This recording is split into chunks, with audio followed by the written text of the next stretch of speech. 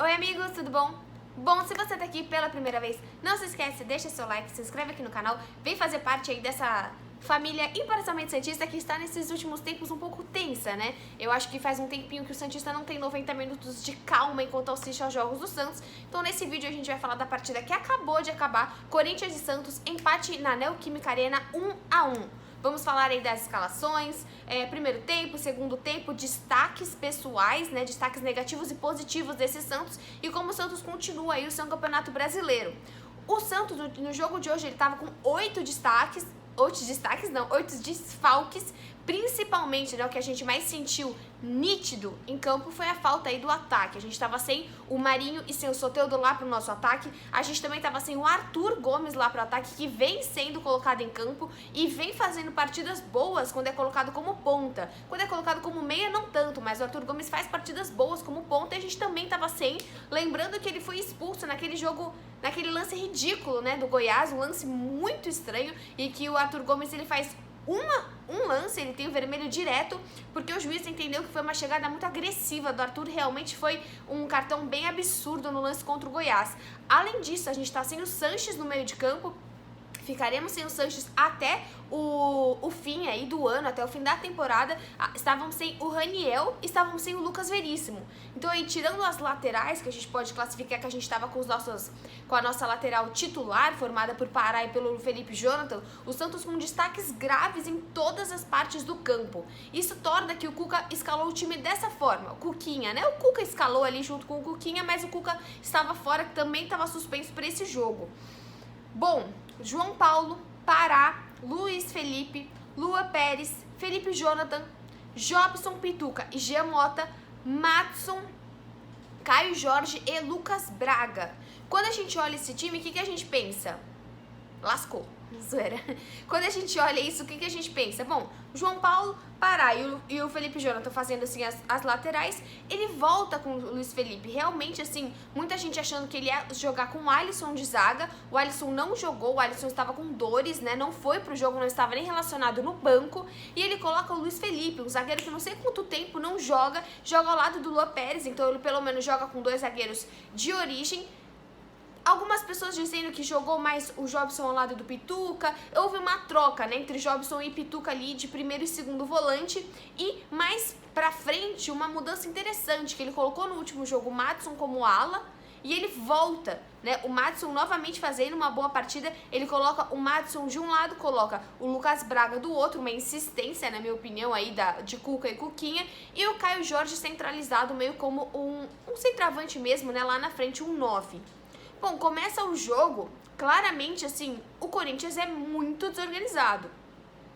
O Coelho vem sendo questionado, o Corinthians, óbvio, né? A gente já sabia que a gente ia tomar gol. Quando todo mundo fala que o Corinthians não marca há 300 minutos, era meio óbvio que o Santos ele ia quebrar qualquer tipo de tabu, porque o Santos é esse tipo de time.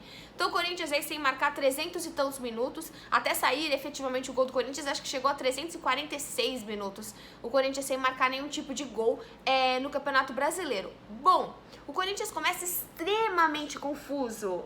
Eu não sei como, teve aquela chegada do Caio, que ele tenta dar um chapéu no Cássio, ele fica tentando meio que maquiar um pouco a jogada, não consegue, não marca. O Santos, os primeiros 15 minutos foram absolutamente dominados pelo Santos. O Santos, eu sempre falo aqui que parece um time que não entra bem em campo, espera a reação, só que o Corinthians também é um time que espera a reação.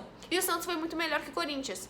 O Corinthians hoje, ele tava com um time basicamente completo, né? Entrou até o Casares, menos o Otero, que não jogou hoje, ele entrou com o garoto Mantuan, mas o Corinthians com um time muito mais completo que o Santos, o Corinthians com um time muito mais descansado que o Santos, por não estar jogando a Copa Libertadores. E o Santos está jogando e jogou semana passada e daqui a 2 semanas volta aí a jogar a Copa Libertadores. O Santos deveria ter aberto muito mais o placar nesse momento. O Santos faz 1-0 com o cruzamento do Jean Mota e ali o gol do Madson, novamente o Madson aparecendo ofensivamente, destaque pro Madson desde o começo do jogo, e aí o Santos ele simplesmente recua. Me lembrou muito o jogo Santos e Olímpia, no qual o Santos ele faz o gol e depois ele esquece da partida. Parece que o jogo tá feito, de fato o Santos não foi melhor, muito melhor, muito superior Só que o Santos simplesmente ele recua. E o Corinthians começa a sentir a partida, começa a dominar mais a partida.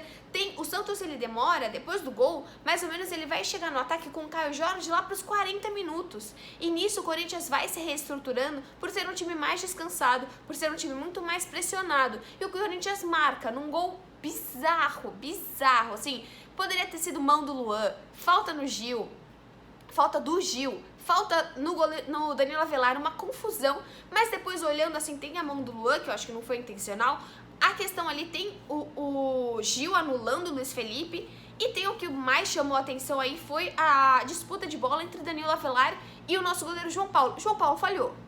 Eu acho que assim, a gente vem elogiando muito o João Paulo, mas nesse lance em especial falhou. E acontece. É uma porcaria que seja num clássico, mas assim, qualquer falha de um goleiro vai ser uma porcaria. E vai ser decisivo, porque ele é um goleiro. É diferente de você ter uma falha no meio de campo do Jobson, que falhou várias vezes na saída de bola, e você ter o Pituca pra cobrir. Você tem às vezes o Alisson pra te cobrir. Mas o João Paulo, ele é o último homem. Então, sim, o João Paulo falhou. Bom, no segundo tempo, o Coelho, ele muda bastante o time, né? Ele tira o Jô, ele coloca o Bozelli, ele coloca o Matheus Vital depois, ele coloca o Casares, ele coloca o Mosquito, ele muda muito o time do Corinthians. E o time do Corinthians, no segundo tempo, joga melhor que o Santos. A única alteração que o Santos faz pro segundo tempo, eu acho que ele muda só o Thailson pro segundo tempo.